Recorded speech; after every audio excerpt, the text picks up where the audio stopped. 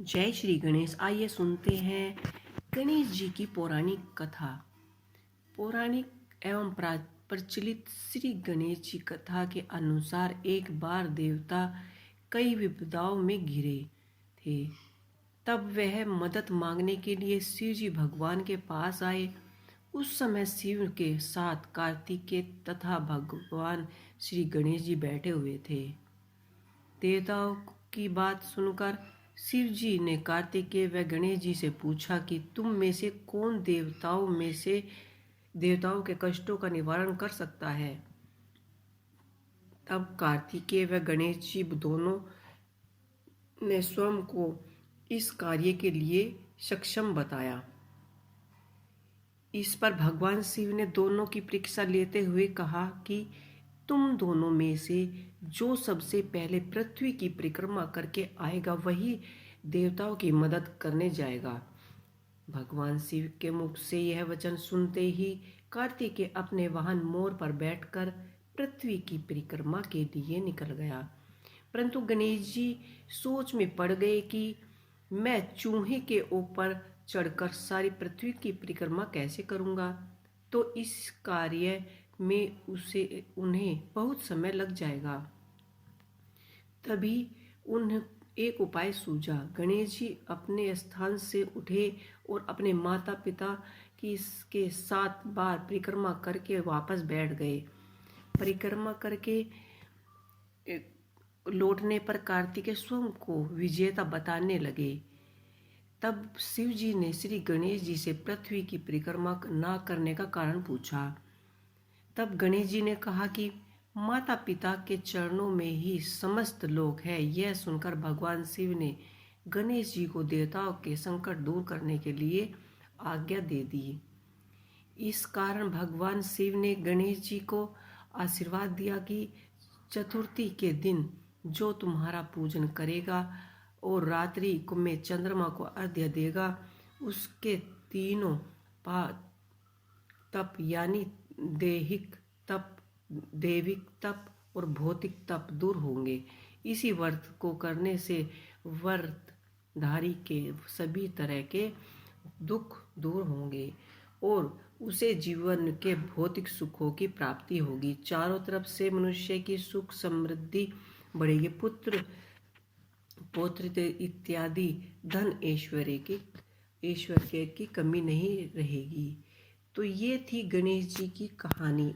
आपको ये कहानी कैसी लगी मुझे कमेंट बॉक्स में लिख के अवश्य ही बताइएगा। जय श्री गणेश। आइए सुनते हैं गणेश जी की कथा। एक समय की बात है, राजा हरिश्चंद्र के राज्य में एक कुम्हार था।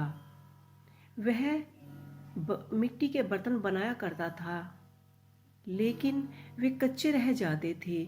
एक पुजारी की सलाह पर उसने इस समस्या को दूर करने के लिए एक छोटे बालक को मिट्टी के बर्तन के साथ आवा में डाल दिया।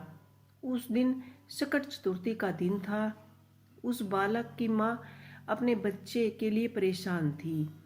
उसने गणेश जी से बेटे की कुशलता की प्रार्थना की। दूसरे दिन जब कुम्हार ने सुबह उठकर देखा तो आवे के उसके बर्तन तो पक गए, लेकिन बच्चे का बाल विवाह न हुआ। वह डर गई और राजा के दरबार में जाकर सारी घटना बताई। इसके बाद राजा ने उस बच्चे और उसकी माँ को बुलाया तो माँ ने सभी तरह के विधान को दूर करने वाले संकट चतुर्थी का वर्णन किया।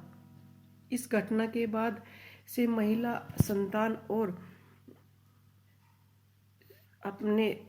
संतान और परिवार के सौभाग्य के लिए संकट चतुर्थी का व्रत करने लगी। आइए सुनते हैं गणेश जी की एक और कहानी। एक समय की बात है कि विष्णु भगवान विवाह लक्ष्मी के साथ करने का निश्चय हुआ। विवाह की तैयारी होने लगी।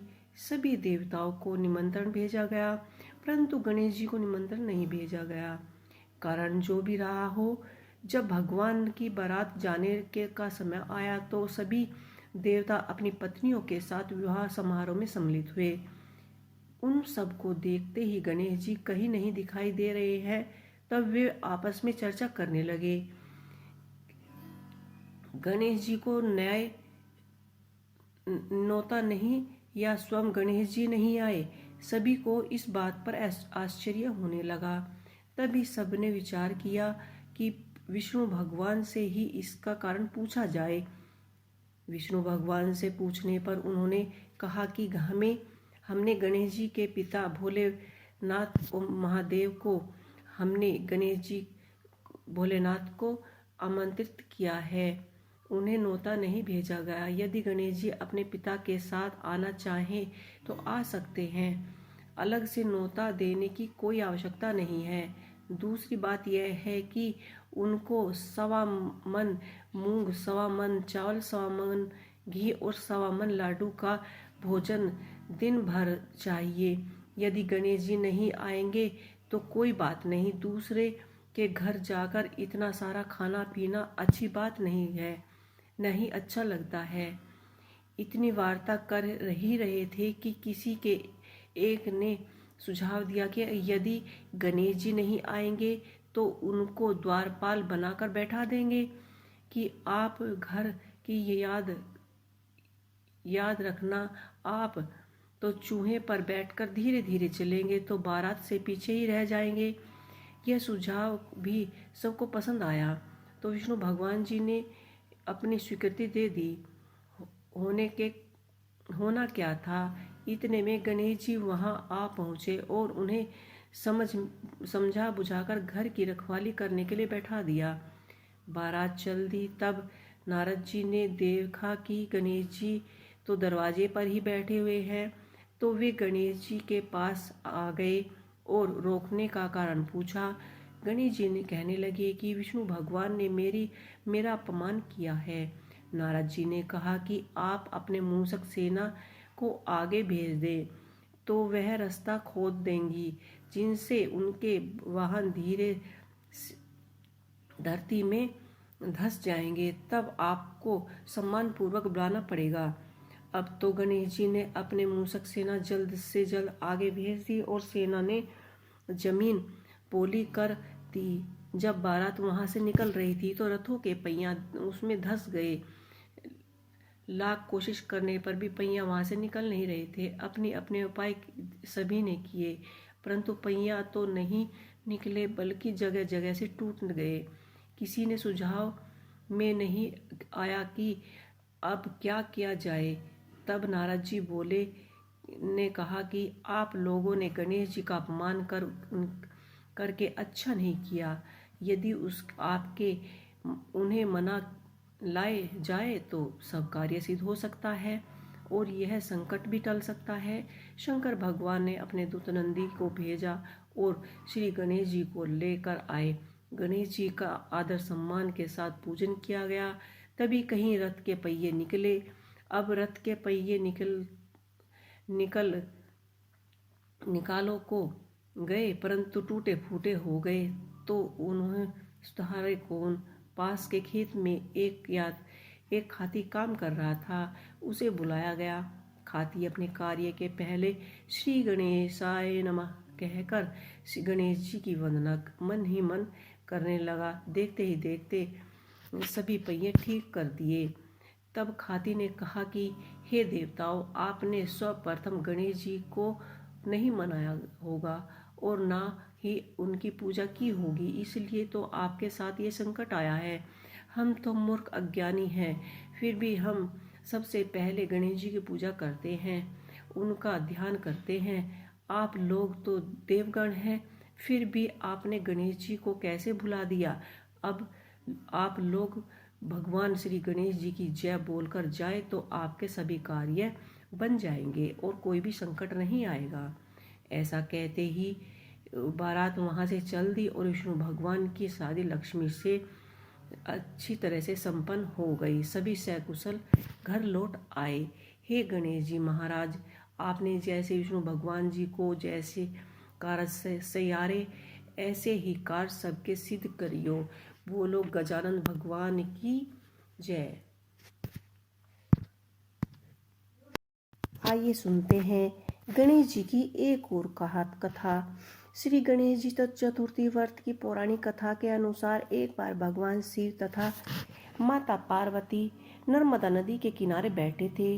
वहां माता पार्वती ने भगवान शिव के से समय व्यतीत करने के लिए चौपड़ खेलने को कहा। चौपड़ खेलने के लिए वह तैयार हो गया, परंतु इस खेल में हार जीत का फैसला कौन करेगा, ऐसा प्रश्न उनके समक्ष उठा। तो भगवान शिव ने कुछ तिनके एकत्रित किए और उसका एक पुतला बनाकर उसमें प्राण प्रतिष्ठा कर दी और पुतले से कहा कि बेटा, हम चौपड़ खेलना चाहते हैं, परंतु हमारा हार जीत का फैसला करने वाला कोई नहीं है, इसलिए तुम बताना कि हम दोनों में से हार जीत में किसकी हुई। इसके बाद भगवान शिव और माता पार्वती का चौपड़ खेलना शुरू हो गया। यह खेल 3 बार खेला गया। संयोगवश से 3 बार माता पार्वती जीती। खेल समाप्त होने के बाद पार्वती जी ने पूछा कि कौन जीता, कौन विजयी हुआ। उस बालक ने महादेव को विजय बताया। यह सुनकर माता पार्वती क्रोधित हो गई और क्रोध में उन्होंने बालक को लंगड़ा होने, कीचड़ में पड़े रहने का श्राप दे दिया। बालक ने माता पार्वती से माफ़ी मांगी और कहा कि यह मुझसे अज्ञानवश ऐसा हुआ है, मैंने किसी देश में ऐसा नहीं किया है। बालक द्वारा क्षमा मांगने पर भी माता पार्वती ने कहा कि यह गणेश जी के लिए नाग कन्या आएंगी, उनके कहे अनुसार तुम गणेश व्रत करो, ऐसा करने से तुम मुझे प्राप्त करोगे। यह कहकर माता पार्वती शिव के साथ कैलाश पर्वत चली गई। 1 वर्ष के बाद उस स्थान पर नाग कन्या आई। तब नाग कन्याओं से श्री गणेश जी के व्रत की विधि मूल करने पर उस बालक ने 21 दिन लगातार शिव जी गणेश जी का व्रत किया। उनकी श्रद्धा से गणेश जी प्रसन्न हुए। उन्होंने बालक को मनोइच्छित फल मांगने के लिए कहा। उस बालक ने कहा कि हे विनायको, मुझ में इतनी शक्ति दीजिए कि मैं अपने पैरों से चलकर अपने माता पिता के साथ कैलाश पर्वत पर पहुंच सकूं और वह मुझे देखकर प्रसन्न हो। तब बालक को वरदान देकर गणेश जी ने अंतर्धान हो गए। इसके बाद वह बालक कैलाश पर्वत पर जा पहुंचा और कैलाश पर्वत पर पहुंचने की अपनी कथा अपने भगवान शिव को सुनाई। चौपड़ वाले दिन से माता पार्वती शिव से विमुख हो गई थी, अतः देवी के रुष्ट होने पर भगवान ने भी बालक के बताए अनुसार 21 दिन तक श्री गणेश जी का व्रत किया। इस व्रत के प्रभाव से माता पार्वती के मन में भगवान शिव के लिए नाराजगी थी, वह समाप्त हुई। तब यह व्रत विधि भगवान ने माता पार्वती को बताई। यह विधि सुनकर माता पार्वती के मन में भी अपने पुत्र कार्तिकेय से मिलने की इच्छा जागृत हुई। तब माता पार्वती ने भी 21 दिन तक श्री गणेश जी का व्रत किया तथा दुबा फूल और लड्डुओं से श्री गणेश जी का पूजन अर्चना की। व्रत के 21वें दिन कार्तिकेय स्वयं माता पार्वती जी से मिलने आए। उस दिन से श्री गणेश चतुर्थी का यह व्रत समस्त मनोकामनाओं की पूर्ति करने वाला है। इस व्रत को करने से मनुष्य के सारे कष्ट दूर हो जाते हैं और समस्त सुखों और सुविधाओं की प्राप्ति होती है। तो हे श्री गणेश, जैसे आपने सबकी मनोकामनाएं पूर्ण की, ऐसी हमारी भी करना।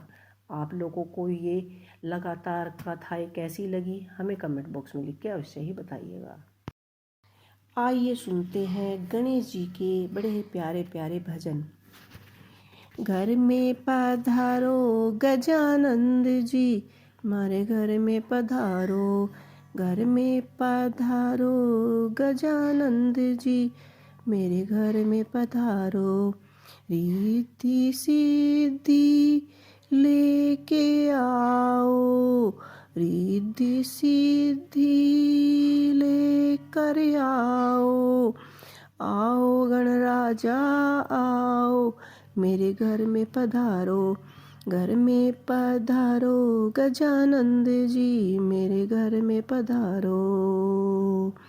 राम जी आना, लक्ष्मण जी लाना, राम जी आना, लक्ष्मण जी लाना, संग में लाना सीता मैया, मेरे घर में पधारो, घर में पधारो गजानंद जी, मेरे घर में पधारो, घर में पधारो गजानंद जी, मेरे घर में पधारो। ब्रह्मा जी आना, विष्णु जी आना, ब्रह्मा जी आना, विष्णु जी आना, भोले शंकर जी को लेके आना, मेरे घर में पधारो, घर में पधारो गजानंद जी, मेरे घर में पधारो।